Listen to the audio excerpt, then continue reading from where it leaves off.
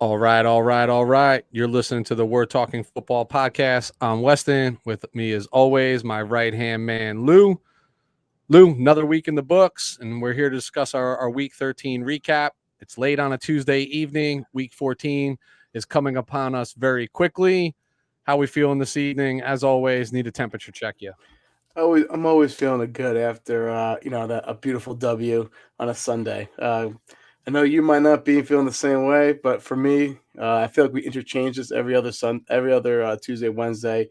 One of us is hot, feeling great, and the other one is not so much. So, but I'm feeling good today. Yeah, well, I feel like shit, so appreciate you calling that out. But we'll talk more about that in a little while. And I'm not here to belabor any points. Let's call it what it is. The season is just moving fast. The standings are changing weekly. It's a ton of fun witnessing it firsthand. Actually, having this podcast gives me the excuse to watch these games even more intently than I might normally, and kind of selling it to the missus like, hey, this is what I got to do. This is part of the gig. This is what I signed up for. I'm responsible to Lou for these things. But this weekend, there were some good things, some not so good things that took place. Like, hey, the Lions winning their first game of the season, or Your Bill Lions, your Lions. my Detroit Lions, or Bill Belichick reminding us all that he straight doesn't give any fucks and is going to run the ball, play defense in a crazy weather game. And it's going to be what it's going to be. Like, this is what we're going to do. And it's kind of one of the things I actually admire most about him is just like literally not giving a shit. But, with that being said, I think it's time to go ahead, dive into things, but keep me honest here. Anything else you want to add, or you want to get right into the old hometown takes? No, real quick. This is how you know the season's coming towards an end, and we're gonna talk about this later on in the show. It's fantasy football playoffs right around the corner. That's when you know the season's starting to end. Anytime that's like you're starting focusing on the playoffs in fantasy football, I'm always like, oh shit, the season's about to end. We're starting to hit some playoffs soon. And guess what? That's exactly I'm starting to get that feeling right now. Well, congratulations to you for clinching in the league that we Dude, are all right, all mutually right. shared on. This Yes, this should I be a know. whole show. This could be. You could talk more about this in our fantasy football segment. I'm Okay, okay with I that. think I'm gonna have to pat myself on the back on Yeah, this. let's not take it there just yet, but I'll say congrats. And how fitting is it that I have to beat you this week with a little bit of help to even get into the playoffs Yeah, in throw me a that league, 50 which is spot. even more frustrating. Maybe I'll sit some guys now. Yeah, you clinched. So what do I like that? And like, let's go take out either Frankie or Jared's knees and see if. And there's a shout out to some listeners to see if we can get it done. All Exactly. right, so let's go ahead. Let's jump right into the hometown takes as we always do. Your Chargers had the Cincinnati Bengals. My 49ers had the Seattle Seahawks. Take us away, my friend. Give me the good, the bad, the ugly, coming out with a W this past weekend. Well, when we always start with when we always get a W, we always start with the good. And the first and foremost, the best thing I felt this past weekend was mad Justin Herbert. Let me explain. All week, ESPN, NFL Network, other pundits were talking about the same question: who would you rather start your franchise with, Burrow or Justin Herbert? Burrow, Justin Herbert. That was going on the whole week, and everyone kept on saying Burrow, Burrow, Burrow, because he has the it factor. And frankly, I think Herbert used those sound clips as fuel, and that's what attributed him to get out to such a huge lead against the Bengals, a 24-0 lead in Cincinnati. Um, Outside Dan Orlowski, everyone went to the tape and came to the same conclusion, whether it was Herbert throwing bombs to Mike Williams, or was it him making catches for 2-point conversions, or bone crushing tackles. Herbert was the best quarterback on the field, in my opinion, this past week. I'm not slighting Joe Burrow, because I think Joe Burrow's phenomenal too. You can say one thing: Herbert was better, and Joe Burrow was good. Like, that doesn't mean Burrow was bad. I don't understand why you can't say both. But first, that was my knee jerk reaction. Mad Justin Herbert balled out this past weekend. I want to get your opinion. I think you saw some of the game. Who I need. You can lie to children. You can lie to women. You cannot lie to men. All right. Who was the better Especially about quarterback? football and their quarterbacks. Who was the better quarterback in your opinion? All right. So I know the narrative, even from some people, was that Burrow played maybe better than Herbert. Let me put a stop to that immediately. Lou, you know me. We've been doing this long enough together now that it's always the eyeball test. It's not the analytics. It's not the win. It's not the loss. I don't look at that. I look at what do my eyes tell me. And my eyes told me this: Burrow can ball and will be a problem in this league for years to come. But I stand by my comments that I've been making all season long. And Justin Herbert is special. I saw this man make throws that very few people on this planet can make. His arm talent is absurd. Top The way 5 in the league, I would say. Him, easily. Rodgers, Allen, and Mahomes. Yeah. I'd probably say right up there. What I loved were some of those plays that won't get the glitz and the glam and won't be on your Sports Center highlights, but this man moving to his left, opening in his Ooh, hips, and throwing the ball back across the field against his body's momentum with ease, right? Like not just like, oh, wow, that actually happened. Like with ease. Like he made it look as easy as Mahomes makes the no look pass look, right? Like it's just like yo, secondary when he nature. And you're taught not to do that shit. Like you were taught at a very young age not to do that. That is not taught. That is not coached. That is legitimately God given. So you asked me for my opinion. I'm going to come out and give it to you. Am I saying that Herbert is better than Burrow? Well, yeah, I kind of am. But at least in this game, he absolutely was. Yeah, no, I agree with you, and I'm not. We've been down this road before. I feel like I'm the furthest from a homer. I just didn't understand the narrative. They were saying Herbert missed numerous throws, and yeah, he did miss some throws. Okay, I get that, and he missed some wide open people. However, the people that some of the players that he quote unquote missed, he was trying to push the ball down the field. So he was trying to get the bigger chunk plays, and I just felt like uh, there's a pass to Darnell Parham, like a bomb to Parham, hit his hands. He dropped it though, like for almost a touchdown. There's another pass to Josh Palmer on the right hash mark. There's a bomb. It was like third and like I think 20 or something. It was right before the end of the second half. He threw a bomb to him. Palmer came down with it, but Awuzie ripped it away from Palmer with that interception. So yeah, he missed some underneath throws, but he was right there in his reads, and it was that close. He could have had two more big throws during the game. However, that being said, another good thing from this past weekend. How about let's look at the future of the quarterback position, especially in the AFC. You have a lot of these older quarterbacks. They're going to be starting to leave. All right, their window is closing. I'm looking at you and Aaron Rodgers. I'm looking at you, Tom Brady. Eventually, in the next 15 years, you'll probably retire. I'm looking at a lot of these older quarterbacks, and the future of the quarterback position is in great hands with both Herbert and Burrow, um, and your boy Tua. So, Fucking stop it, will so you? I thought I was very encouraged to see like this could be like like one of those natural new rivalries. Herbert Burrow and these up and coming franchises that don't have not as rich as history as like your Steelers, your Ravens, and stuff like that. So I was encouraged with the future of the quarterback position.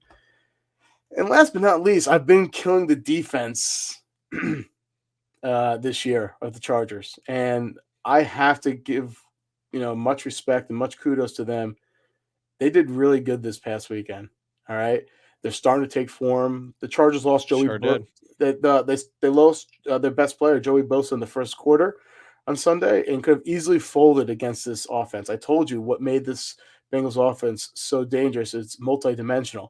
They can pound to the rock and they can air it out with the weapons on the boundary. So the fact that they caused a lot of issues for that Bengals offense, and it was players that basically almost no name players or players that have underachieved. Uh, I'm talking about Uchenna Nwosu. I'm talking about Nazir Adderley. I'm talking about Justin Jones, Tillery, uh, Drew Tranquil, Kaiser White. These are not your household names. When you're a Chargers fan, you do follow them and you do know them. But I just felt like these players really stepped up. And I actually think that Bosa going out might have been a blessing in disguise. Hear me out now. I felt like they realized, oh no, Bosa's out. We got to step up our game. Not just the players, though. There's another thing I noticed. They were blitzing a lot more and a lot creatively than they've ever have all season. Usually they just have like a middle inside linebacker blitz.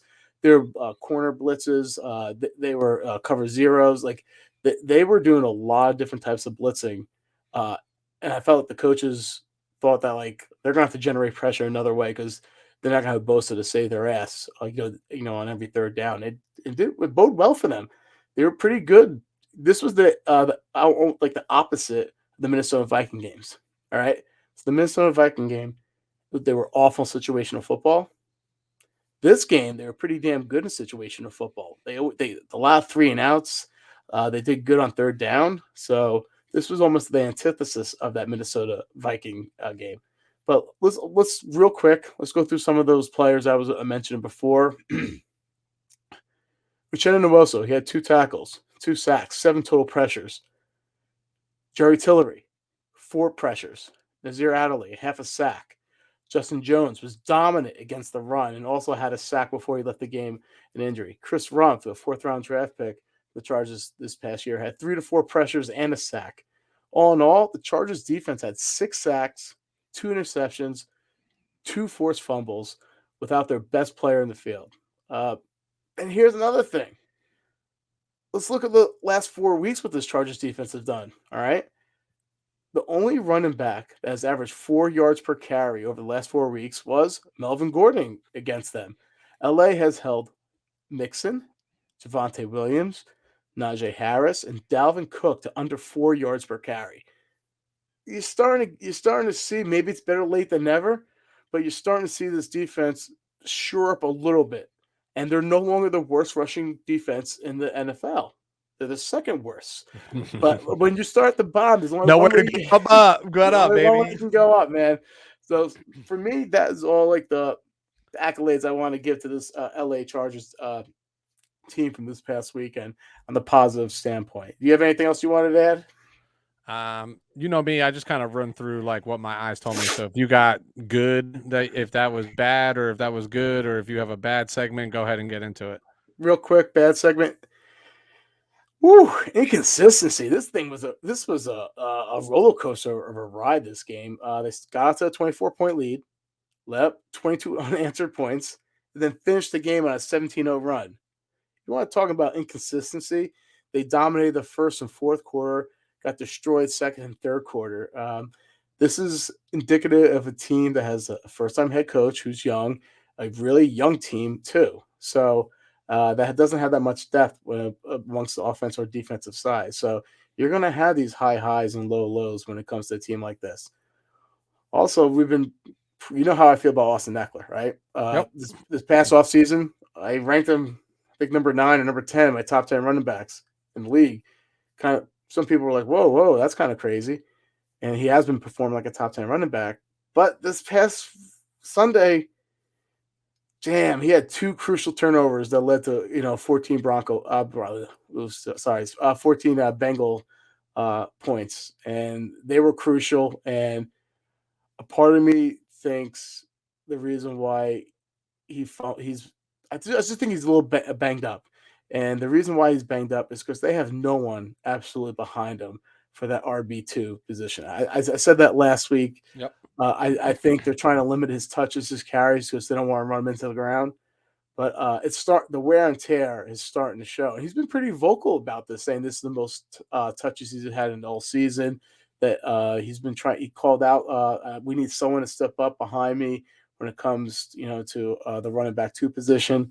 So he has been extremely vocal about this. But this could be something to monitor, I would say, because as the season goes on, especially when you're playing in colder weather and what have you, a guy who has not been the bell cow running back his whole career is now asked to be the bell cow running back in the season, and he's getting dinged up, and you're going to see little things like drops and fumbles, and I hope this is not indicative of what happened. But it was a little disappointing to see him, put the ball on the ground twice this past weekend. And one thing that was bad, I thought, the NFL robbed fans of this game by flexing that Broncos Chiefs game. I said it before, I said it last week. That boring ass game, that Sunday night game, was this should have been the Sunday night game.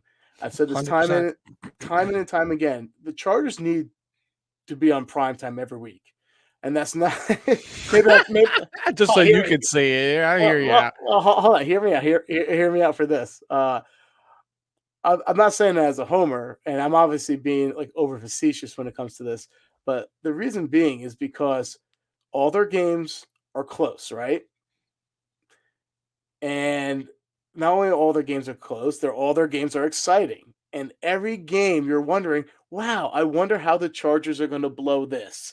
So it's almost like a what if. Spoken like a true Chargers fan. It's almost like a what if mystery. Like, how they're going to do this now? Is it going to be a special teams? Is it going to be offensive fumbling or interceptions? Defense giving up big plays? It's just watching a Chargers game is very exciting. No matter who you are, you're engaged.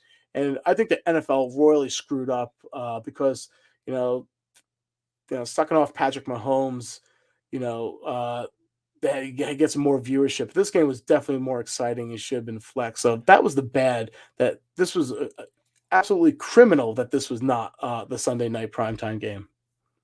Agree wholeheartedly. Hindsight's 2020. I mean, you could even left the 49ers Seahawks game because it was closer and came down to literally a fourth down attempt versus what we saw on Sunday night that I would argue wasn't really even a game. Although it was fun to watch Javonte Williams in primetime because I thought he did play a pretty good game. But that being said, I agree with you. And we talked about this. This should have been the Sunday night game. So my quick 2 cents on this game. You already let me chime in with like my Burrow Herbert narrative. This is a huge win in a very tight AFC right now. Like this was a big time win for the Chargers. You mentioned getting out to that fast start, 24-0 early in the first half. Chargers almost chargered this one, right? Letting a 24-point lead slip to 24-22 by the end of the third quarter. I thought Herbert, and I already talked about, was magic. Some of these throws were ridiculous. The one that stands out to me actually the most is that touchdown to Guyton. Just, again, a throw that very few quarterbacks in this planet can actually make and will actually attempt.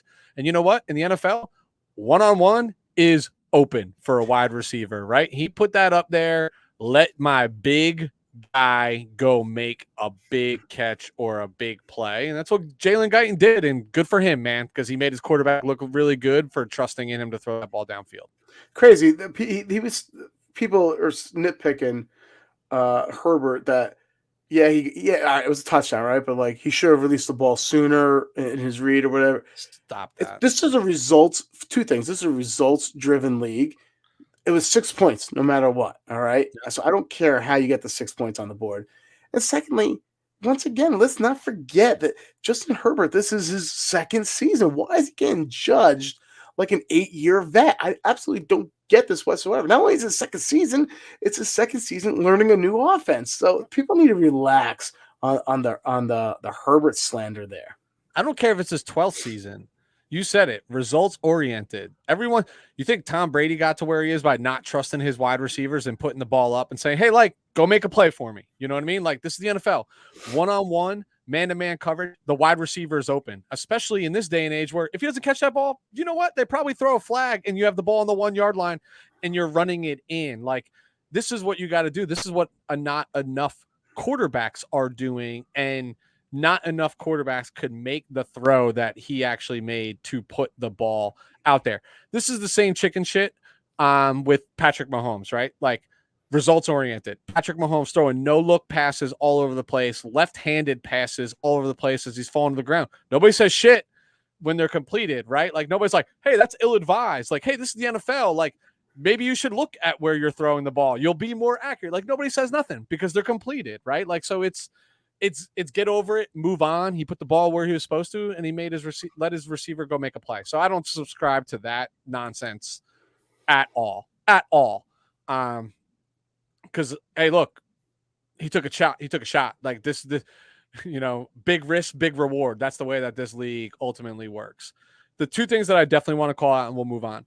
That fumble from Mixon, forced by the Chargers defense, return for 6, was backbreaking, huge, swung the momentum totally back to the Chargers. And literally just, I've never seen such Bengals momentum. I've never seen how like a team that had so much momentum and just sucked out of them. Abruptly stop. Dude, it happens. I mean, Mixon's arguably the hottest player in the league coming into this game, right? He was averaging 2 touchdowns a game for like the last 4 games and over 100 yards. And you guys held him to 59 total yards. Yes, he did get into the end zone. 59 total yards. Was it like 2.9 yards per average? Yeah, it was almost 20 carries. And no catches. So everyone was talking. I was the first one on that bandwagon. Mixon was going to shit all over them, but lo and behold, I was wrong. Yep. Hey, defense is showing up at the right time of year, right? Like this is when you need them to start to get in their flow, start to gel and do things. You mentioned 6 sacks, 4 first turnovers, really impressive from that unit. The one thing that I will say was definitely game shifting, and this is what I love about the NFL, the ball just bounces in funny ways, was the one pick on Burrow that like literally hit Jamar Chase in the hands where he's going into the end zone if he catches that ball, and it just takes a funny bounce. But that's the NFL. Like the ball, it's a game of, people say inches, I say centimeters, right? Like, and you capitalize. So like a win is a win, and you won by the end of this game in convincing fashion. So I don't want to talk about that too much, but all I'm going to say is this, Weston. The Chargers' skill positions, their wide receivers and tight ends, lead the league in drops with 24. And guess what? Guess who's on the bottom of that list? The Bengals. Yep. So, you know what? It just was an inopportune, drop or tip, whatever you want to call it. They were due. And like you said, the ball bounces a funny way. And the old Chargers probably wouldn't have capitalized. That would have just been an incomplete pass. But lo and behold, once again, they turn that to an interception. I get it. You don't feel sorry for him. Neither do I. It's just the way that it goes. It's happened to your team. It's happened to my team, and it's going to happen to other teams out there. To me, that's the funny thing about the NFL is the ebbs and flows, right? Like if Chase catches that ball and walks into the end zone, game looks a little bit different. That's all I'm saying, right? Like that's the only reason why I mentioned. Looks a little different, but coulda, woulda, shoulda, didn't, is what it is. Hey, if my aunt had a penis, she'd be my uncle. So let's go. Yeah. Great. Now I definitely on YouTube have to check not for children. Wonderful. Oh, I mean, your F-bomb before didn't already. Yeah, I was gonna say my F-bomb in the opening made sure that we were disqualified too. All right, so let's get out of this game, dude. Congrats on a win, big win, big time of year. Let's get into the shit show that was the 49ers versus Seahawks. I literally don't know what else to say other than like this is 49ers versus Seahawks football since 2012. Seattle owns San Francisco, owns us. We talked about how like, oh, the 49ers seem to own the Rams. That's not owning. What the Seattle Seahawks do to the 49ers is sunning someone. Like that's how bad it is. And this has been the entire Pete Carroll, Russell Wilson era. Going back to the 2013 NFC Championship game, the Seahawks are 15-2 against the 49ers. Think about that. 15-2. That is ridiculous. Russell Wilson's actually 15-4 against the 49ers in his lifetime. They're a kryptonite. And I honestly don't know for the life of me why I even allowed myself for a split second to think that this week was going to be any different. I mean, I should have known better. Seattle coming off of 3 losses. Yeah, Seattle looks so bad.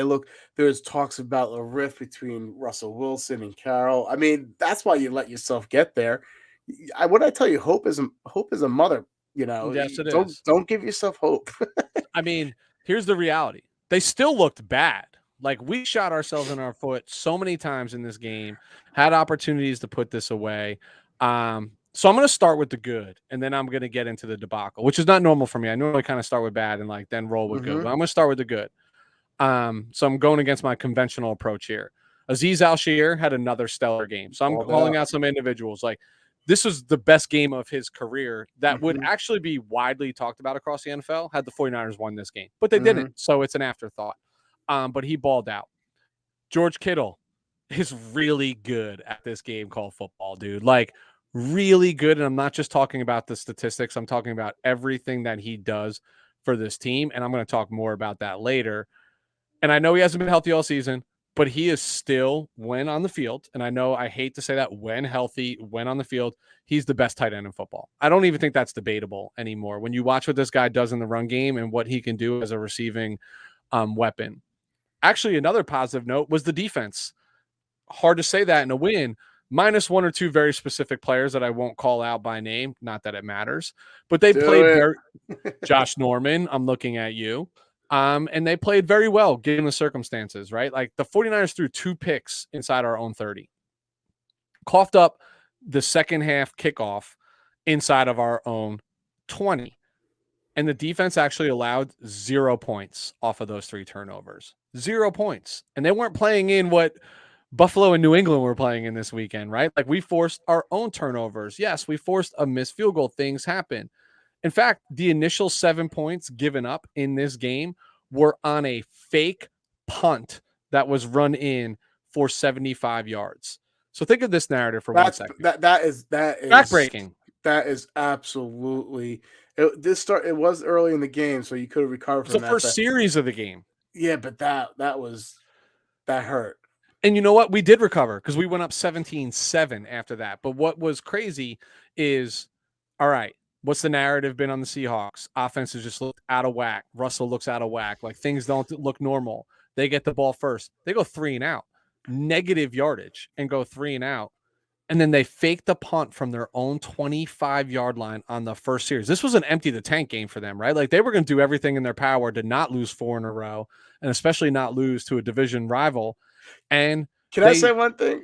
Yeah. Sorry, I don't mean to interrupt, but watching that game, I got this. You hit the nail on the head. Division rival. Seattle hates the Niners. Oh, bro. Pete Carroll hates us more than you can ever imagine. I felt like it was almost like Steelers-Ravens-esque. You could just tell. I was like, where's this energy from this team been all year? They looked completely different from an energy standpoint and an execution standpoint. Yep. I'm like, wow, they really hate the Niners. Sometimes and that's what it comes down to. Yep. Sometimes you just get up for an opponent. But again, you don't want to lose 4 in a row, right? Like losing 4 in a row in the NFL sucks. And this is an empty tank game. And you know what, dude? If you hold them to 3 and out and they actually punt in conventional manner, momentum just looks different, right? But instead they fake a punt and run it to the house for 75 yards untouched. I've never even seen that in the NFL before. Like in that regard, like normally that guy's got to at least break a tackle. Like he didn't even have to try to break a tackle. Homer took it all the way. But that's it. So I can't put this game on the defense, even though they scored more points than us, right? Because that's not the true narrative of this game. So that being said, let me get into where I'm going to place the blame on this game.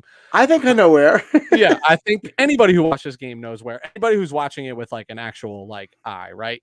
So we talked about this, Lou.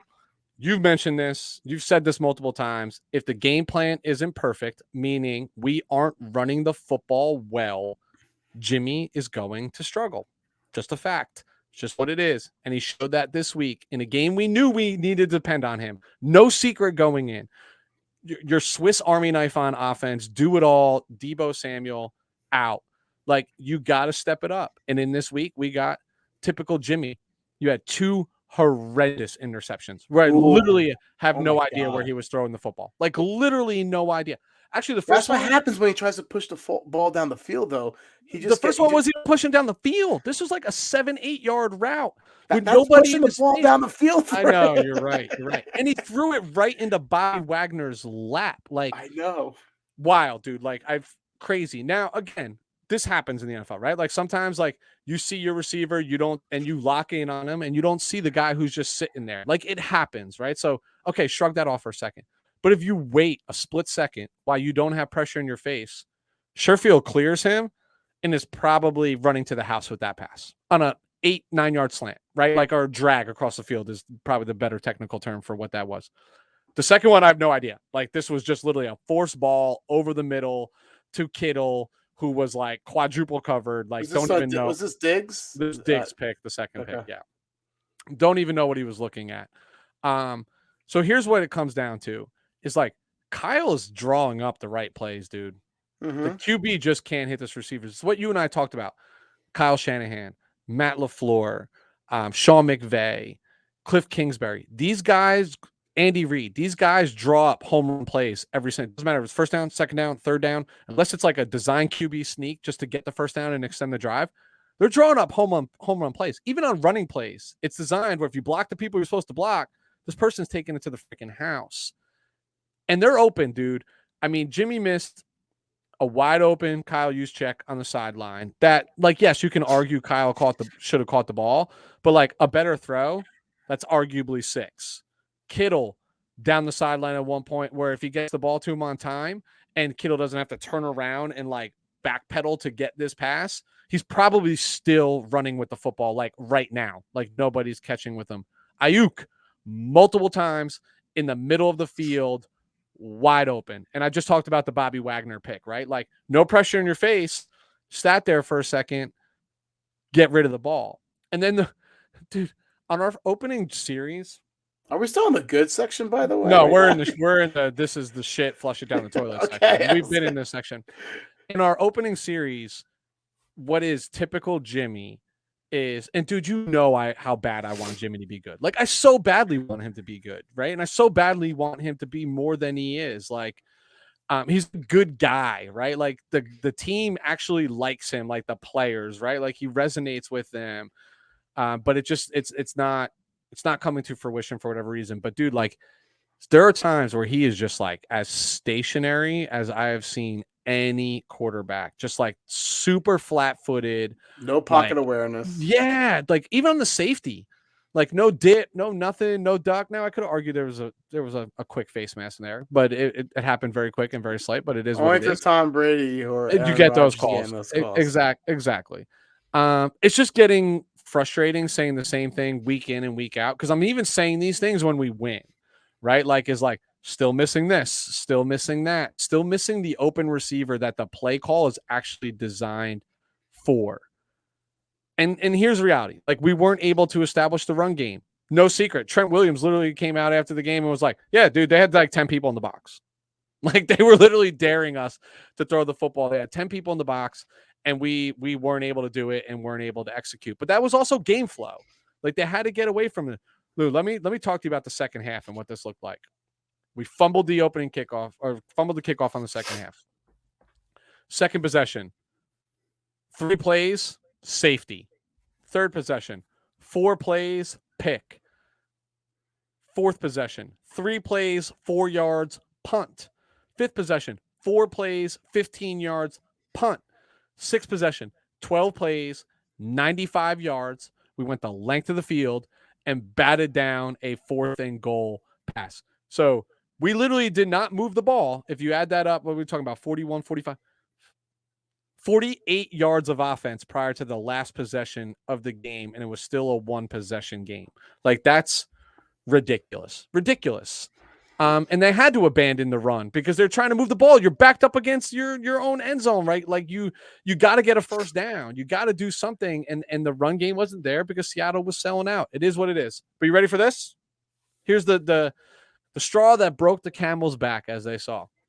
None of this changes anything. Like anything at all. Jimmy is still going to be the quarterback moving forward because this team is still in the playoff chase. They just slid from the 6th seed to the 7th seed.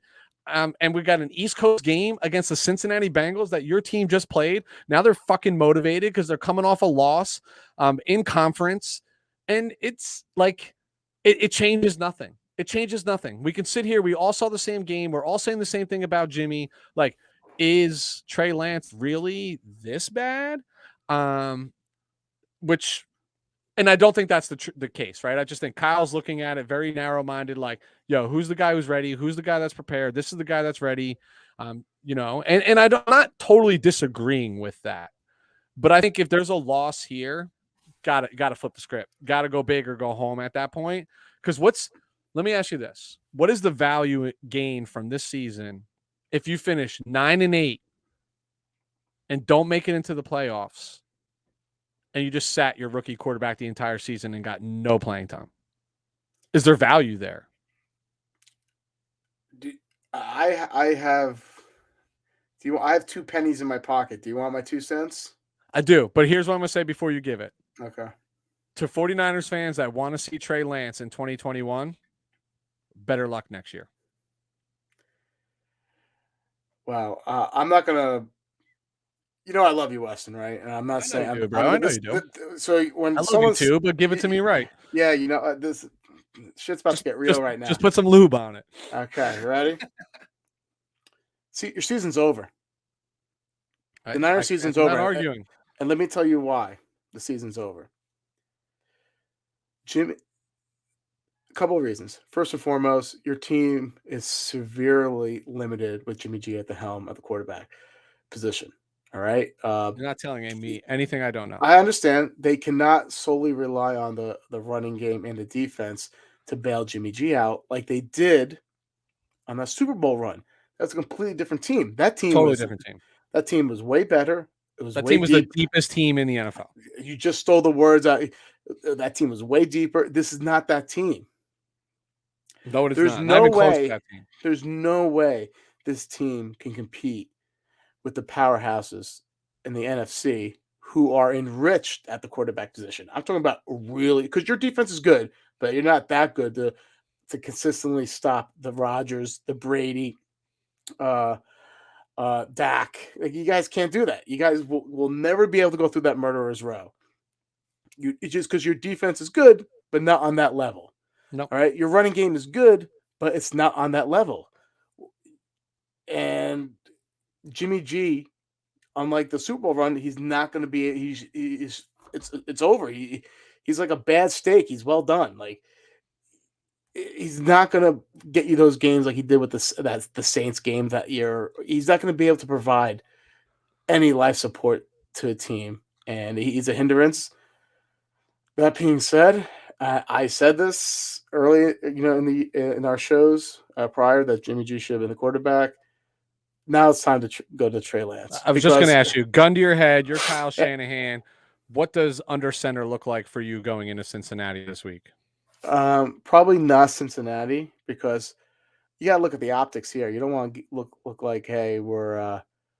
I probably would wait one more week. But that being said, you bet your ass Trey Lance is getting some first team reps this week. That was my opinion. But this team is done. This team is absolutely done for this year. And what sucks, and I'm not trying to throw salt on the wound here. You don't get your draft picks either, like your early draft pick. Like you don't get the first rounder next year. That kind of sucks too.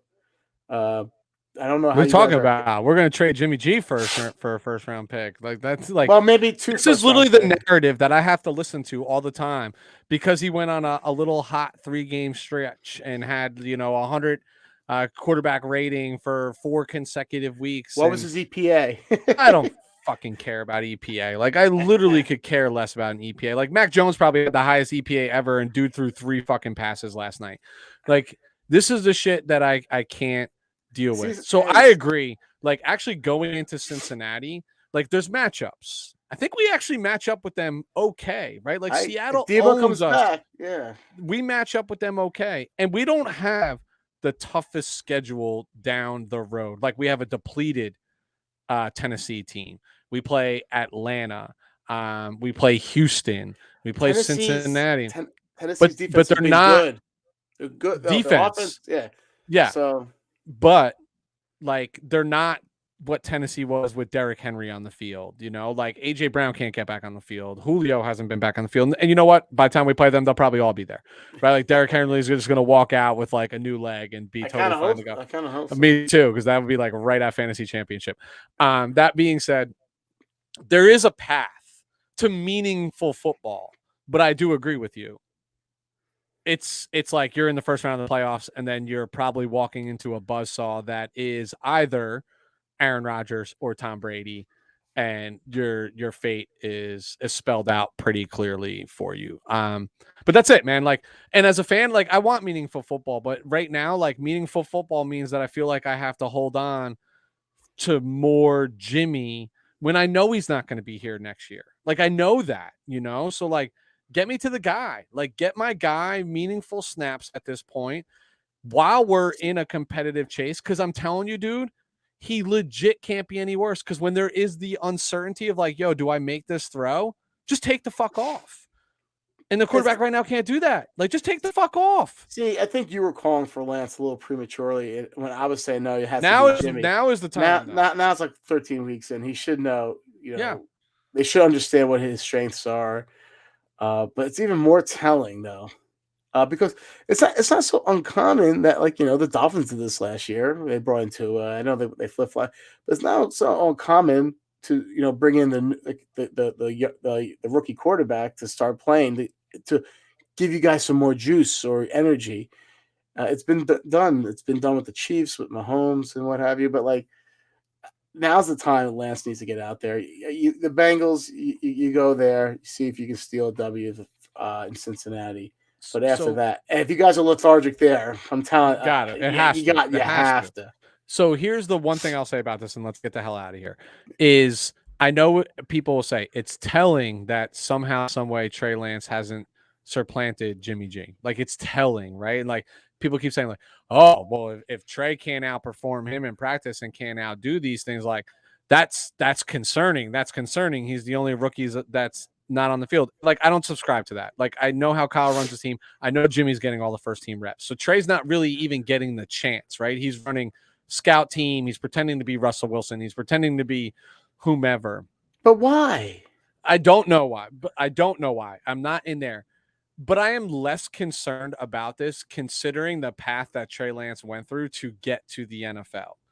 He played FCS ball, and he's a year removed from playing competitive football. All these other guys you're talking about are rookies, just came out of playing competitive football at the FBS level, and it's fresh to them. So I'm not making an excuse for Trey Lance. What I'm saying is I'm not shocked that there's growing pains if he's not passing him. Again, dude, this guy went a whole year without seeing defenses blitz him, without making reads, without making calls, without taking snaps under center. It takes a while, right? But we're 13 weeks now, Weston. I mean, how much longer? But no, you're not, dude. But practices in the NFL in this day and age, man, they're short, they're sweet, they're non-fucking contact.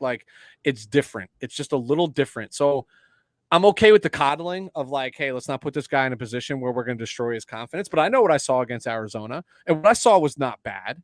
It wasn't great, but it wasn't bad. You know what I mean? It's better than what we're getting right now. That's how I'll put it. Yeah. All right. Let's get the hell out of that shit show. And let's go from one freaking out fan to a bunch of freaking out people here. Let's do it. I'm freaking out. What are you freaking out about?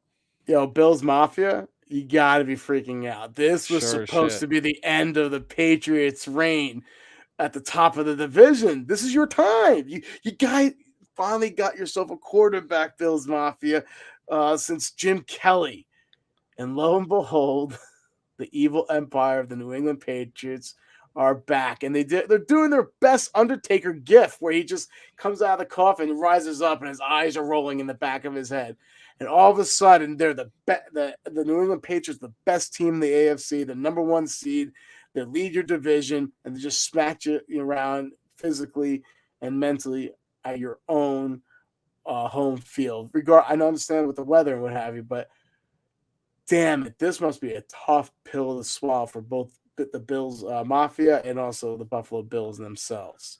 Yeah, this is definitely a dagger in the throat for the Bills. One thing I will say about that game last night, everyone was making all the jokes like the Mac Jones walk, it's they never felt threatened, and New England started off slow, and you still never felt threatened.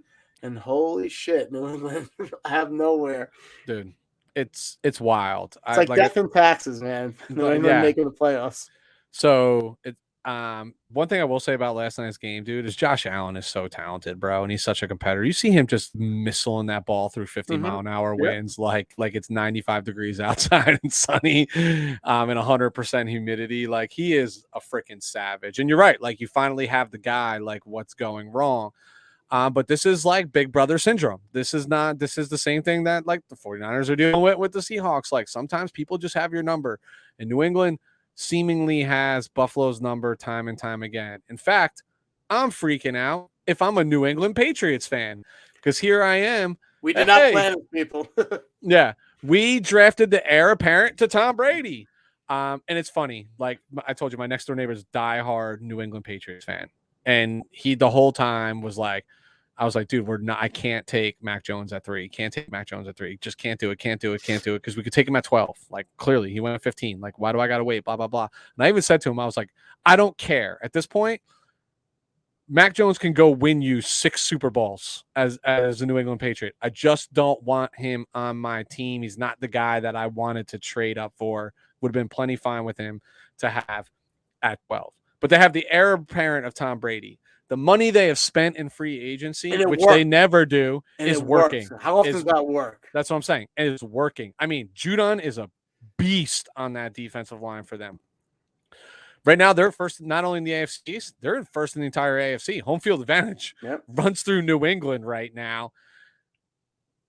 And they did it and secured it for the time being, albeit, right? Like there's plenty of time left in a game where they attempted 3 passes. 3 passes. You heard it. 3 passes for 19 yards in an entire NFL game. I've been alive, and let me put it this way. I've been watching the NFL for arguably 33-ish years. I've never seen that before, right? Like 3 pass attempts in a game. Bill Belichick saying, fuck you. Last year was a fluke. Cam Newton and his dead arm gave me nothing. It was the year of COVID. Now we're running the tables with a rookie quarterback, and I don't care. You can have Trevor Lawrence. You can have Zach Wilson. You can have your Trey Lances and your Justin Fields. We're going to run this table with McCorkle Jones. Patriots fans are pumped right now, dude. Yeah, but I mean, I expected this, though. I didn't. I honestly didn't. No, I'm not talking about for the season. I expected them what they did to Buffalo, what they did. We talked about in our pregame or the pregame how I'm like they're just gonna run down the throats. They have 2 running backs and just run through them. So, but I picked Buffalo. You didn't. I did not. No, you did not. We'll talk about that in a minute. You got another freaking out? Yeah. Well, you're talking about here you are. You're talking about New England Patriots. There's all this love for the Green Bay Packers. What about the Arizona Cardinals? Why are they not getting more love? This is because they're in my division and I can't stand to do it. Well, hear me out. This is ridiculous. They're the best record in the NFL at 10-2, and guess what? It's not like they haven't experienced their own injuries. They've been slammed with injuries. J.J. Watt, Kyler Murray, DeAndre Hopkins. These are heavy hitters. Chase Edmonds. These are heavy hitters on that team. And the fact they only lost 2 games, it goes to show you that Cliff Kingsbury has done a better job coaching, and the team is pretty damn talented as well. But so much disrespect. You're looking at all like the power rankings and everything. They're like 2 or 3. Packers are 1, New England are 2, because they're the flavors of the week. But it's ridiculous how the Cardinals are not the consensus number 1 team in the NFL, especially what they've been through, and especially the talent they had to replace for numerous weeks in and out there. So Arizona Cardinals fans, I'm not sure how many there are of you, but keep your head up, because I'm telling you, this team is pretty damn good. Pretty good. They have all the potential in the world to make a real run at the Lombardi. They're legit, and you just said it, right? Like, I mean, dude, they've gone on the road and won with Colt McCoy, right? Like multiple games. AJ Green, a washed up AJ Green as their number 1 wide receiver threat. Like it just feels different. Kingsbury's just got them motivated. Like they are legitimate right now. But ride this, right? Because like you just never know. Like, so Cardinal fans, like, hope for everything. Cliff Kingsbury, because I know you listen to our show, go for the gold and go for everything, dude. Right? Like, don't like.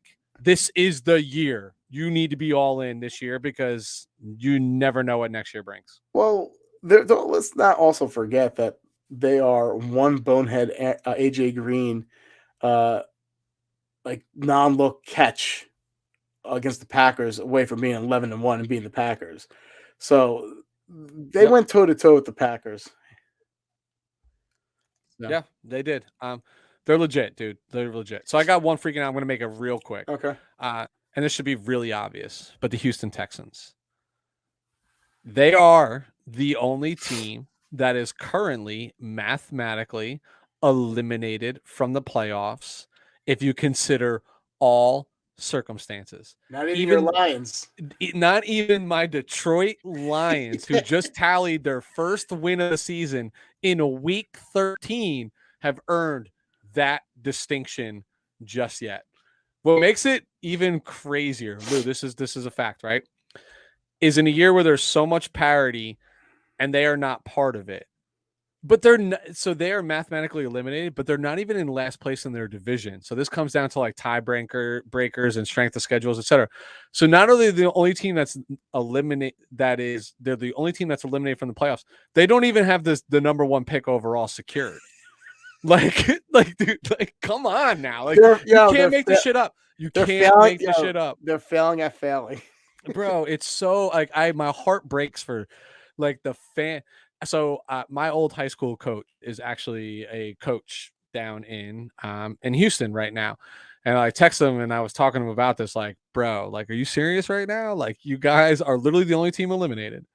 And you haven't even locked up the number one pick overall yet. And they might not lock up the number one overall pick. And what makes it all worse is the Deshaun Watson situation, because he's clearly not going to be there next year whenever this thing wrinkles out. So you have no face of your franchise. I don't think that makes it worse. I think it does, dude. You just don't have a distinction, and this quarterback draft does not have a Deshaun Watson replacement in it. You know what I mean? So even if you draft one, what are you doing? What are you doing? Going to go draft Jadeveon Clowney again? How'd that work out for you? Or Mario Williams? I'm sorry, Mario Williams again, number one overall. How'd that work out for you? Dude, he was pretty damn good, Mario Williams. Still should have been Reggie Bush. That was the tank for Bush year, dude. Yeah, wow. Can you picture drafting a running back number one overall? I mean, bro, he was only Dave Reggie Bush is arguably Reggie Bush is arguably a top 3 college football player of all time. He was disgusting in college, bro. Human highlight reel. I think Barry Sanders would have something to say about that. So would Tim Tebow, statistically and things of that nature, collegiately speaking, but Reggie Bush, was out of this world. All right. So we're done freaking out. Let's get into some, speaking of studs, let's get into some offensive and defensive players of the week. I will give you the honors. Are we starting offense or defense? Let's do offense. I always like going offensive first. Give me number one for your offensive player of the week. Well, the guy who's always accustomed in the last 3 or 4 weeks to being in this exclusive category or this lounge per se, Jonathan Taylor, once again, 32 carries, 143 yards, 4.5 yards per carry average, and 2 touchdowns. It's almost like he's so good, it's boring. He's going to get you over 100 yards. He's going to average 4.5 to 5 yards a carry. He's going to get you multiple touchdowns, and he's going to break a 40 to 60 yard TD run. That's just Jonathan. You know what? He'll be my. I'm just a little foreshadowing, guys. Jonathan Taylor. I don't know who they play next week right now, on top of my head, but he'll also be here next week too. Yeah, you're probably right about that. A stellar week always, and owning as a fantasy owner of Jonathan Taylor, Mr. Taylor, I appreciate your efforts as of late. That being said, my number one is Mr. George Kittle. 9 receptions, 181 yards, and 2 touchdowns from a tight end. Pretty impressive. And just in the manner in which he did that, right? Lou, not sure if you saw it. I'm sure you saw it as a highlight, but his second touchdown of the day, that tippy toe fashion down the sideline, talk about a game of centimeters. Pretty impressive, dude. You know what I mean? Not nothing to sneeze at by any means. Just, again, I tell you, when he is healthy, and I hate saying this, but when he is healthy, he's the best tight end in football. And it's because he's an athletic weapon, and he just mean mugs people when he's blocking. But he had some tremendous offensive output this week. Yeah, he was definitely on my list. My next guy I had on my list, it's finally Javonte Williams time. Finally, we were talking about it with Jay on his show or on Sunday morning, but Williams balled out without a Melvin Gordon. He had 23 carries, 102 yards. Average was 4.4 yards per carry. He also has 6 catches, which was ranked him first on his team. He had 76 receiving yards, which was second on his team, only behind Jerry Jeudy, who only had one more yard. He was the complete offense for Denver. And he also had a touchdown, too. Let's not forget about that. So, Javonte Williams. I'm staying at the running back position. Welcome to the lounge. Yeah, welcome to the lounge, baby. I think that's what we're going to call. I think we're going to call it the lounge. The I lounge. like that. I like the that. Offensive, yeah. Let's remember that. Dude, I could go in so many different directions with so this. Many good players. I know. It's a lot of great offensive outputs this week. I'm just going to go with the probably one of the most obvious, and I'm going to say it. Tom Brady.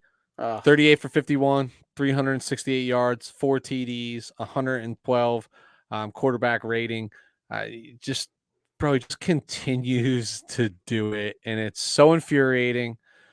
And I'm so envious that this man is older than you and I can't even get out of bed and not be in pain. And this man still puts on an NFL helmet and dominates his competition. So my number 2 guy this week was Tom Brady. But can I give a shout out to a player? Oh, I mean, of course. It's your show. I'm gonna give a shout out to Russell Gage. I had him. If you recall our last week's talk and part of my fantasy advice, I said you need to go find yourself Russell Gage. He's poised for a breakout. He's getting a ton of targets, and he had 11 receptions for 130 yards for the Atlanta Falcons. So, Mr. Russell Gage, I salute you. I feel you waiting at the door of the lounge. I just can't let you in this week, bud. You have to wait one more week. One more week, brother. Weston's the bouncer. All right, let's go to the defensive side of the ball. All right, who you got? Numero uno. All right, I'll state the obvious. Go ahead. TJ Watt, 6 tackles, 3.5 sacks, 3 tackles for a loss, and 6 QB hits. 6 QB hits against Lamar Jackson. That's like trying. Crazy. That's like almost trying to like catch a live chicken for dinner. It's ridiculous. Yeah, he was my number 1 too. And I don't even think it's close this week. Like you just said, 6 QB hits on Lamar Jackson, right? Like 3.5 sacks. A crazy game, especially a Lamar Jackson. But sometimes Lamar's like that elusive. Sometimes he just like creates easier sacks because he runs into you the way he's moving around. And TJ Watt is a very opportunistic player. But my number 2, if you will, because TJ was number 1, is, and I mentioned this gentleman's name earlier, is Azeez Al-Shaair. And this is not a homer pick. Lou, 16 tackles, half a sack, tackle for a loss, QB hit, forced fumble. I'm telling you, if 49ers won this game, don't be surprised if like on NFL.com, he was not up for defensive player of the week, but a loss changes that. But this man is ascending up and to the right. I had him on this list last week with his performance. This past week was even more impressive in terms of just, dude, he took the Fred Warner rollover, right? Like green dot on the helmet, doing certain things. And I can only talk this way because I'm talking about my own team. But if you take my bias aside from it, like anytime you're talking about a middle linebacker, somebody playing middle linebacker who has 16 tackles in a game, that means they had a nose for the ball and they were all over it. Or they just went up against Adrian Peterson, who's a plotter now. It was easy to get tackled. I think AP only had like 7 or 8 carries, dude. 11. So he tackled some other players, whatever. That's up to 11 tackles right there. That's probably right. All right, yeah, okay. I'm actually going to be corny and follow suit from you because you did this a couple of weeks back when you talked about the Miami Dolphins defense. I'm giving out a game ball for this past weekend. I already know where it's going. I'll get it ready for you. Hold on. Where was this game ball? It's going to the LA Chargers. That's right, man. They held Joe Mixon, to 2.8 yards per carry, limited him to 1 touchdown, where the last 3 weeks he scored multiple touchdowns per games. They held Tyler Boyd and Chase to under 100 yards. They had 6 sacks and 4 turnovers. They were one of the reasons that, the Chargers beat the Cincinnati Bengals. And I just can't believe they were able to stifle this multidimensional offense, probably one of the best up-and-coming offenses in the league. So, game ball, LA Chargers. Congrats. Dude, I'm only going to bust this out when we give team awards, right? Like, here's your game ball. I love it. All right. So I'll give one final. I, too, had the Chargers defense. That's why the game ball was ready, because I was going to do it. Dude, they ball. Like, you just can't take that away from them. But I'll keep it real simple. I'm going to go with Chris Wormley. opposite TJ Watt. Some Yep. reason Pittsburgh's, I mean, shit, we could have given another game ball to Pittsburgh's defense as a whole, the way that they played against Lamar. 5 tackles, 2.5 sacks, 2 tackles for a loss, and 3 QB hits. And you said everything you needed to say about TJ Watt going against Lamar Jackson and Chris Wormley is not TJ Watt, right? Like, he just played at a different level. So that's where I wrap up with my defensive players. You got anybody else you want to throw in there? You want to get into what we're watching? Yeah, let's get into what we're watching. I don't have a ticker for this one. I'll have one ready to go next week. So we'll get back to our recap. Fail, I know I'm slacking. Yeah, epic fail. Epic. Don't give me a game ball. All right, so you go first. All right. I'm interested in this Dallas Washington football team game. Oh, you son of a bitch. That was mine. And this is my number one. Washington's rolling right now. And it feels to me like Dallas is just treading water, right? Like they're not sticking it to anybody, like a reeling New Orleans Saints with Taysom Hill at quarterback. Like, that's not impressive to me, to be honest with you. It's just like, it's not. But I feel like Washington's winning gritty games this year, right? Like, they're playing competitive, tough, at times sloppy, but football, like doing what they need to do to win games. And this is the time of the year where you need to be doing this. So why isn't it? They won 4 in a row. 4 in a row. Why is it important to me? Is Washington going to continue to close the gap, or is Dallas going to say this is still our division and widen that gap? And to me, I think Washington has every opportunity to win this football game. Shockingly, I really thought you were going to go for the low-hanging fruit, but I'm so happy and so pissed that you didn't. I grew up. I think one of the best football is NFC East football. And this is coming from an AFC guy. That's 25 years ago, bro. Yeah, but is what we grew up with, and it was so exciting. I felt like I love watching NFC East football when they're good, but the whole division's been pretty awful for a long time. Yeah, I mean, I'm not going to repeat anything you said, but for those same sentiments that you had, the same exact reason what I'm looking forward to this game too. I want to see things are going to get a little tighter in that NFC East division if Washington, because I think Washington plays them this week and then like 2 weeks later or something like that. So like, pretty sure Dallas wraps up with a ton of NFC East games actually. So watch out. All right, I can say the same thing. I'm not going to go. Do you have another one too or no? I do. I have 2 more. So do you got another one? Go ahead. All right. So I'll do the low hanging fruit. The Bucks versus the Bills. It's one of the best in the NFC to one of the best we thought in the AFC. Possible Super Bowl preview matchup. You got the young gun Josh Allen versus the savvy vet Tom Brady. There's a lot to like here. Got a good pass rushing Buffalo team against a good offensive line of Tampa Bay.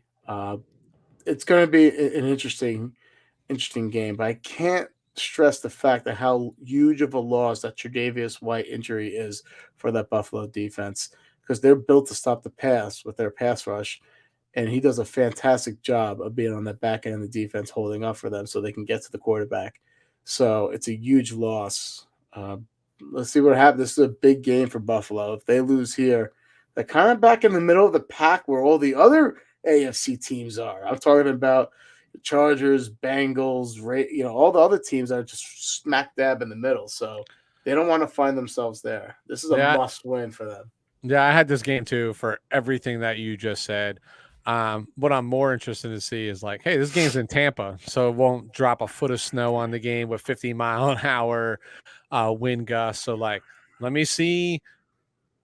The one thing I never subscribe to is quarterbacks don't play against other quarterbacks, right? But I do think quarterbacks get hyped up to compete against other quarterbacks. So I think Payne and Tom Brady once talk about that. The old adage, you don't play against. They don't play each other, dude. They have nothing to do with one another. But Manning always said he always said that he knew he had to put up a certain amount of points.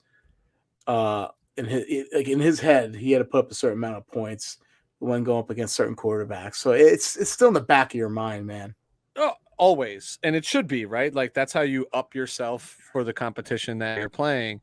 All I'm saying is, like, I want to see Josh Allen up his competition against I mean, at this point, who can even dispute it? The GOAT at the position, right? Like it is what it is. The other thing I'll just throw out, and I'm sure you probably looked at this as well, is Monday night game, Rams Cardinals, right? Like Rams got that win. They needed it after a couple straight, 3 straight losses. And you talked about how Arizona's being slept on. They're the best team in the NFC. Record indicates it. You can only play you can play NFL. Record, you can only play who's on your schedule, and they've done it well and convincingly. To me, this is, can the Rams prove something here, right? Like, are they just chasing, or are they competing? And that's what I want to see. This is a good. The Rams have more to prove than the Cardinals do in this game. Exactly. And I got one last one too. I have the Ravens versus Browns. Of course. The same exact thing can be that we said about Dallas and Washington matchup could be said about this game. The Ravens were crowned the AFC North champions 3 weeks ago, and guess what? Everyone was within a game or two of them in that division now. So if the Browns beat the Ravens, who it just separates them by a game, this is a huge game, for all people in the AFC North. Yep. So the Ravens have come back to earth recently. They have no answer. Their offense looks anemic, confused, just not good. And they're banged up. They lost Marlon Humphrey, who's one of the top cornerbacks we both stated in the league this year. And that's a hurt because they weren't doing that great when he was on the field. He was playing great, but that's a whole defense. But we'll see what happens. And the Browns have been beat up too, so they're coming off a bye. So it's a big game. Let's go, Nick Chubb. I need 250 on the ground from you this week, baby. Yeah. All right. So perfect. Here we are. Let's get into what's become my favorite segment out of all this and talking more about what's on the docket for this week, picking our winners and losers. Lou, last week you were 9-4. Wow, really? I was 9-4 as well. So that sucks. Yes, I'm very pissed off about this actually. A very successful week for both of us. So for the season, that puts you at 66-46-1. Puts me at 62-50-1. So I made up no ground. You're 4 games behind. Even with my Lions prediction this week and going out on a crazy limb. So without further ado, let me just make the most obvious comment in the entire world. Since I've started writing down these picks as we're making them, do you know how much easier my life has become on Sundays to just be like, check, X, check, X, versus like, all right, I got to go back and listen. Like, who did Lou say? Who did I say? Who won the game? Right? Like, I can literally do a lot of time. And it's the most rudimentary thing that you can ever think of. But this has literally saved me years on my life just doing it this way. It's old school, like running the ball 40 times and throwing it 3 times. Winning formula. Dude, I've seen so many GIFs about how, like, the 49ers, like, and Jimmy G being like, you stole my plan, word for word. That's what I do. I saw someone like Kyle Shanahan, the guy, like, rubbing his hands. Like, yeah. It's just so true. Dude, we'd love to. It's winning formula in football, bro. It's time of possession. It's everything. Like, every team, if they could actually anymore. Dude, if you surveyed every coach in the NFL and they're like, bro, if you ran the ball 45 times a game and can only throw the ball 3 times a game, you were going to win. Would you take it? They'd all be like, yep. You know what I mean? Like, yep. Like, it's just it's a winning formula. It's time of possession, keeping playmakers off the field. It's so many things that go into it. All right. Thursday night, we got the Steelers versus the Vikings at Minnesota. Oof. Give me the Vikings. I'm already writing in my pick. Give me the Vikings. Damn it. Me too. I mean, I feel like that's the Steelers played an emotional game. Yeah. Vikings 2 losses, a division loss against the fucking winless Detroit Lions. Got to come out. I'm hesitant. You're out. If you lose this game, you're out of the playoffs. Yeah, it's short. It's on a short week. I always tend towards the home team on a short week. I'm not sure if I'd love to see what their record's been throughout the year. It's just hard to get up for those games. And I know they're without Dalvin Cook, but when you have Madison back there, you don't really miss too much from Cook. And also, they could possibly be out with Thielen, I think, as well. So That's a big blow, but we'll see. I'm still saying Vikings. I'm still saying Vikings too. I'm saying Vikings. You can go ahead Yeah. and change it, but you have literally 3, 2, Go. Just 1. All right. turn the page. Ravens at Cleveland. Ooh, you hit me with the hard ones up front. No Heavy softballs. hitters right up the gate, bro. I like the softballs here. In Cleveland. In Cleveland. Ravens at Cleveland. I already wrote in my pick. Okay. Give me the Ravens. Yeah, me too. I know. I hate it. I don't want it to be that, but that's who it's got to be. I'm thinking Big Brother syndrome. Yeah. I'm also thinking like 2 piss poor performances in a row from Lamar and offense, not just Lamar. Something's got to give, right? Or the Ravens just aren't who we thought they were. It is what it is. Jaguars, Titans. Titans. Yeah, me too. Raiders, Chiefs in Kansas City. Chiefs. Yeah, it's Chiefs. Easily. I don't want it to be, but the Raiders are reeling right now. It's such a shame because they started so well. Oh yeah, and my heart goes out to them. Yeah, I know you don't give a shit, but I do. I like, I'm not one of these guys who's like, because I'm not from the Bay Area, being a 49ers fan that like hates that competition. Like, I think the NFL is better when the Raiders are good because they're just like that. They have a legacy to them, I know you're calling bullshit. Yeah, no. The most obnoxious fans in the world are Oakland Raider fans. I'm saying Oakland Raider fans and Philadelphia Eagle fans. So it's not even close. It's Philadelphia. Like, it's not even close. Oakland might be, or Raider scary. fans might be right Oakland there. might be a pop. Like, Yeah. Bro, they disbanded 49ers Raiders game in the preseason for a while because dudes were getting stabbed and shot in the parking lot regularly because of that Bay rivalry, Yeah. Wild. All right. Saints at the New York Jets. Ooh. I already wrote down your pick. I guess Saints. What do you mean you guess? Like, I get it. Like, the Jets are the home team. You know what's even more baffling is I'm looking at this and it says tickets as low as $19. That's still for this $18 too expensive. But dude, $19. Like, what world can you go to a game for like that amount right now? Like, not a giant stadium. You most certainly cannot. World. Yeah, no, not dude. Even bro, I'm a giant season ticket holder, and I tell you right now, face value. No bullshit, Lou. My season tickets that I inherited from my grandfather, who was a 40-year season ticket holder for the New York Giants. Me and my brother inherited these. They are literally the last row in the stadium. Like, I'm not kidding you. You can't go any higher. I can stand the entire game and nobody can say shit to me because I'm not blocking anybody's view. Face value regular season, so $115 a ticket. So, wow. So you know when it's going to snow before the people on the field. Bro, 100%. Honestly, so I'll tell you, I'm section 302, row 26, seats, I believe it's 17, 18, 19, or 18, 19, 20. I think it's 17, 18, 19. Dude, I sit right in the end zone. I can see the entire, it's like watching all 22 film, right? Like, but watching it live. Love these seats. When my grandfather had them before they built the new stadium, we were in the same section. We were just much lower in the section. We weren't this high up, but we wanted to retain. And when they built the new stadium and they were charging $800,000 for like PSLs, people are like, just move me up, just move me up, just move me up. So we stayed in the same section, and that's where they boosted us. And we joked that once my grandfather passed, like, we're just closer to him, like we're watching the game next to him, right? Like, we try to have a little fun with it. Yeah. But dude, $115 per ticket. Wow. And I can sell them right now. If my brother goes to the games, because I'm not a Giants fan, right? Like, he goes to every game, but we sell them right now, even at a loss, at $100 a ticket. And I'm looking at this Jets game at $19 a ticket. They're probably like my seats just for the Jets at $19. Ridiculous. All right. So I'm Saints. You're Saints, right? Yep. All right. I don't think we've had one different. Not one different yet. This might be where we're different. Cowboys at Washington.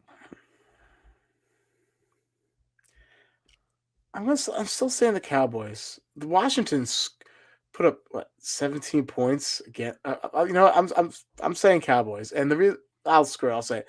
Put up 17 points against the worst ranked defense the last 4 weeks. So Yep. I'm a little nervous there. The Cowboys, you're saying you're a little Yeah. nervous there. I'm going Washington. 2 reasons. I just think they're playing hot football, like what I talked about before, and I need to make up a differential against you. I got to make up 1 game a week for the remainder of the season. And I'm hoping this is my game. Desperation's a stinky cologne. It's a stinky fucking cologne. You ain't kidding. All right. This might be a differential here, too, when you have 2 shitty teams going against each other. Falcons versus Panthers in Carolina.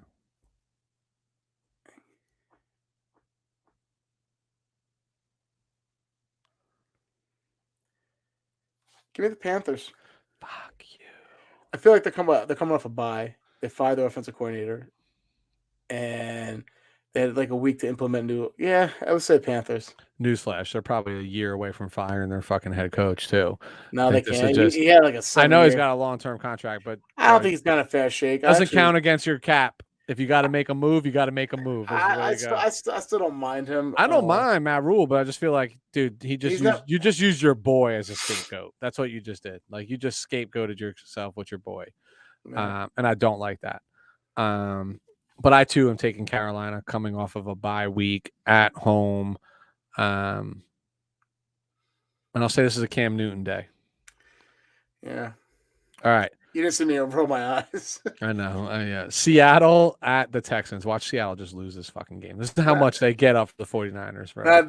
Seattle's going to win this game, and they're going to even make you – then by them winning, it's going to make you even more nervous because, like, wait a minute, Seattle's starting to get – all of a sudden they're rolling. Yeah, exactly. Yeah, I'm taking Seattle too, as much as I hate it. All right, Detroit at Denver. You want to go with this one first there? I'm going Broncos. The Lions already did what I needed them to do. Okay, so I'm going Bronco. Yeah, they're done for the rest of the season. They got their one. That is it. I get to like bask in my glory although my buddy, who's a diehard Lions fan, dude, sent me all these text messages and all these videos. He got thrown out of the game with like a minute left. He was at the game and got thrown out with like a minute left. And he showed me he was literally videoing himself as they're throwing him out of the stadium for being so wasted. Wow. You feel like they would just like, they would right? Like, just stay here, dude. Yeah. But like at that game, at that point, they probably thought the game was over. Like Jared Goff's really going to go downfield and a game winning drive. You got I'm assuming you got Denver too. I do have Broncos. Okay. G-Man versus your Chargers. Gonna say it's the Chargers, but it's gonna be close. I understand that Daniel Jones, Mike Glennon is their quarterback. This is the game. That's not gonna be close. He has a concussion. Who, Glennon? Who the hell are they rolling out? Jason Garrett? Is Jason Garrett coming back and playing quarterback versus coordinator?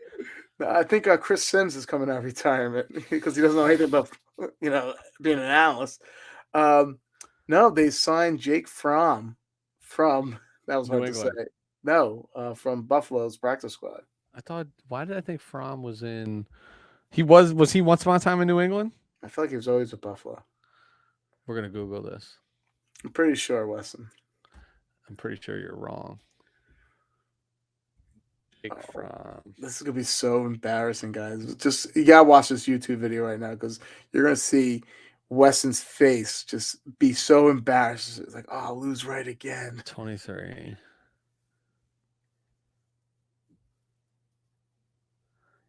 Buffalo Bills, New York Giants. You're right. So wait. Oh, Stidham. That's who it was. Stidham is the backup over in. Yes. You fucker. All right. Yep, you're right. I'm wrong. I'll take my L's. So, I mean, it's early in the week, and that's why I don't like doing the picks this early in the week. So when you hear our records, people, you understand we're doing it on a Tuesday. We don't. Yeah. We have no information. We're going off last week and gut. All right. Niners, Bengals. I'm taking Chargers too. Okay. Taking Chargers too. Niners, Bengals. See, this is huge because I feel like if Debo comes back, is Debo coming back? That's the expectation. Yes. If he comes back, he makes a world of a difference. I still have Cincinnati, but I'm guarding my heart. You could gain 2 games here, Lou. Cincinnati's just too good of a team. I felt like they're motivated now. You're right. Yeah, you gotta go Cincinnati. It's at home. Yep. Is it 1 Although o'clock? Is it a 1 o'clock game? no, they shifted it to 4:25. They literally flexed this game to an afternoon game, so it's not like a huge time zone difference for the 49ers. I'm still. Your running backs are banged up. I'm gonna say Whole team's backed up, bro. I'm gonna say the Bengals. All right, I'm with it. Because the one thing that your team is great at, you're hurt. Sermon's on IR. Wilson's knees messed up.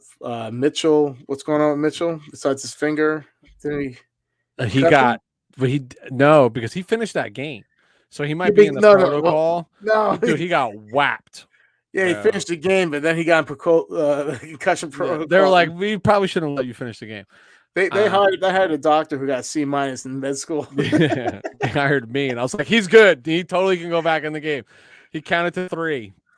He missed 2, but he counted to 3. He got the 3. He got the 3. All right, so you got Cincinnati. I got Cincinnati. Yeah. Buffalo at Tampa. Yeah, I got Tampa. Another physical running team.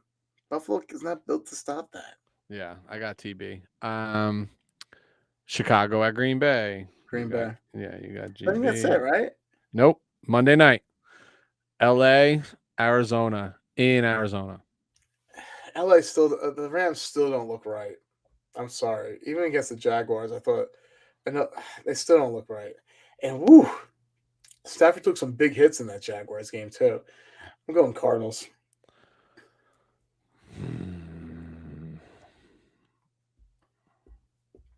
I'm debating if I just want to differentiate because we only have one difference in game here, dude. You can also be. I mean, I'm just doing from. I get what you're saying. I'm going Arizona. I'm going Arizona too. I agree with you. I just feel like LA's get right was a Ramsey revenge game against a 2-win Jacksonville team. It wasn't beating anybody substantial. Yeah, and this game's on the road against a division opponent. Okay, so what? All right, so what if Ramsey shuts down Hopkins?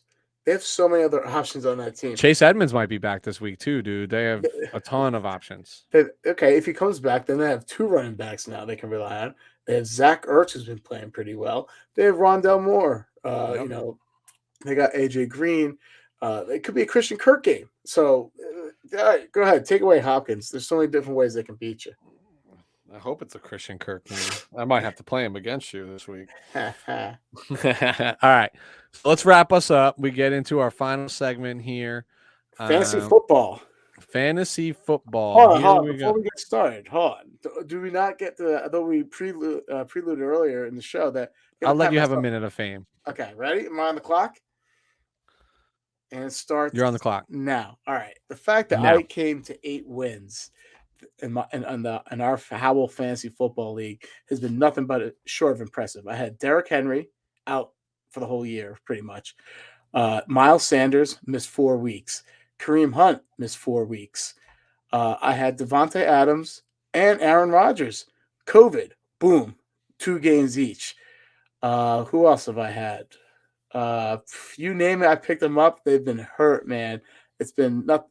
This might be the best performance of a fantasy owner ever for me crawling in to a fantasy football playoff like Leonardo DiCaprio crawling into his white Lamborghini in The Wolf of Wall Street. So that is it. That's me pounding my chest.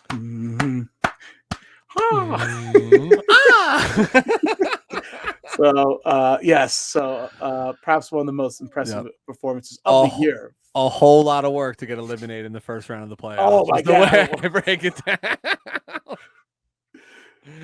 No, I don't know, dude.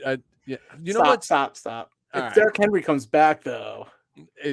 Which he's not. Like, you'd be... If I was kind of... I mean, I guess they're still in the thick of things. Like... Why can't they yeah, just do what they use in Varsity Blues that they were shooting into that running back's knee. No. The quarterback's knee. Just go do it. I was talking about that thing you put your knee on that has like a wheel.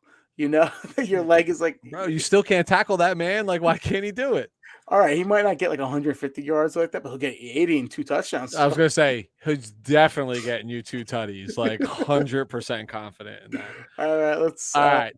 So give me your first player in terms of fantasy advice. Yeah, I'm going to stay actually in Tennessee. Dontrell Hilliard. They're coming off a bye. They play Jacksonville. Hilliard went off against a tough New England defense. All right, he had 12 carries, 131 yards, and a touchdown. Since then, Tennessee's released Adrian Peterson. I think this could be a Hilliard game. Who else is going to carry the? Yeah, Foreman. I get it, but it's not. They're still a predominantly run-heavy team, and with no big offensive skill positions like wide receivers or tight ends they really can rely on. I think they're going to rush a lot this week against the Jacksonville Jaguars. So, sorry, just having a stroke there. I'm back. I'm back though now. So, yeah, Dontrell Hilliard. Yeah, so I actually have both him and Foreman on the same line. So I'm like, it's too early in the week. I don't know who's like going to get bulk. Yet, but I agree. I'm coming off a bye. Like they're going to get the ground game going, and it's probably Hilliard when all said and done. I'm going to go with Van Jefferson. Think it's time people start taking me seriously and get this man in your lineup. He's coming off multiple consecutive good fantasy production weeks, 2 consecutive weeks of 8+ targets. I think he had like 40, just under 50 at Tutty this weekend. The previous weekend, like 90 yards and a touchdown.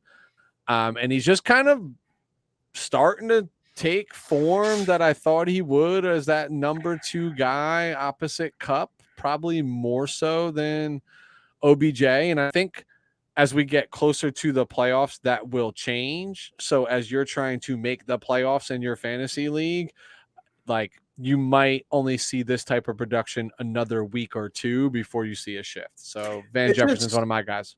He's so polarizing for the fact that he's explosive, but he drops so many balls. Sure does. He really does. He really should does. be on the Chargers. He's on the wrong LA team. Wrong LA team, yeah. Speaking of the Chargers, guys, we did not plan this, by the way. Keenan Allen came out yesterday. He's on the COVID list. He is vaccinated. I went through his medical records. I called his doctor up. His doctor confirmed he's vaccinated. So not immunized. Not immunized. So if he doesn't get 2 negative tests before Sunday's game, which is a home game, so which is more beneficial for Keenan and the Chargers because his second test could be the Sunday as opposed to if they're traveling. Their travel day would be Saturday, so he would need that test, the second test to be Saturday, so he actually gives him an extra day. Long story short, Josh Palmer, I feel like could possibly be a Keenan Allen replacement. Good route runner, almost caught that bomb with Justin Herbert against Awuzie. Came down with it, but Awuzie just ripped it out of his hands. He's starting to get on the field more, and I think that could be a possible, sneaky play, especially if Keenan doesn't play.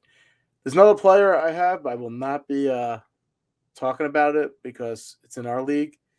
Well, I just, it could be Just say the name. Just say the name. I can't do that. Because it's waiver wire night. I get it. But I will say this. I'm going to give you mad props. Last week, you told me about, what's his name, Josh Reynolds on Detroit. I picked him up, showed the screen. He had a pretty good game for me compared to what else I was going to throw out there. So shout out to Weston. I had, the faith in him. And he helped me. He didn't help me win the game. I have a bunch of studs on my team, but he didn't put a goose egg out though. He filled the gaps. He stayed liquid. He filled the gaps. Exactly. All right, my last guy here. Well, real quick, if you handcuffed yourself appropriately, like you were supposed to, Chuba Hubbard needs to be in your lineup as you're going forward. No, you love him. Love Chuba Hubbard. Actually, bro. I'm super excited because in my one league for the last 2 weeks, I've been playing a combination of like Matt Breida, Tevin Coleman, Matt Breida, Donta Foreman. These are the running backs that I've been playing in my league. It's like the running backs of Christmas past. They all died like 4 years ago and coming back to haunt you. But coming back this week, I'm looking at Chuba Hubbard, and I'm also looking at Chase Edmonds coming back. And this is also a league that I lost Derrick Henry, mind you, right? So this is a league that I lost Henry.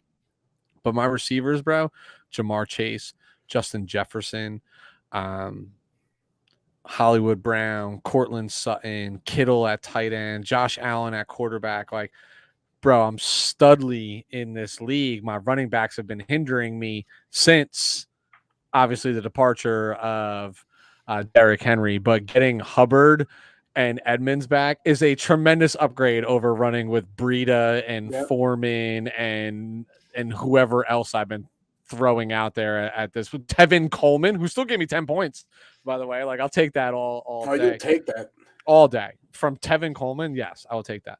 But my last one is Taysom Hill. So if you got one of the Vault, he's the finger. Yeah, he should. I think he's playing. Okay. You talked to his doctor too? Yeah. I called him. I was like, put that motherfucker in the game so I can finish out my segment tonight. And he's like, yeah, no problem, Wes. Got you covered. We're all good. Yeah, bro. Totally. We're fine. Slip me that Hyundai and we'll call it a day. And I actually hate saying this out loud because I am not a huge fan of this quarterback to win NFL games, but he can help you win some fantasy matchups. Like, I know last week he threw 4 picks against the Cowboys, but let's do some real math. He also ran for 100 yards. Ran for 100 yards. Forget the picks. Forget the yards. He threw 4 picks. That's -8, right, in most leagues.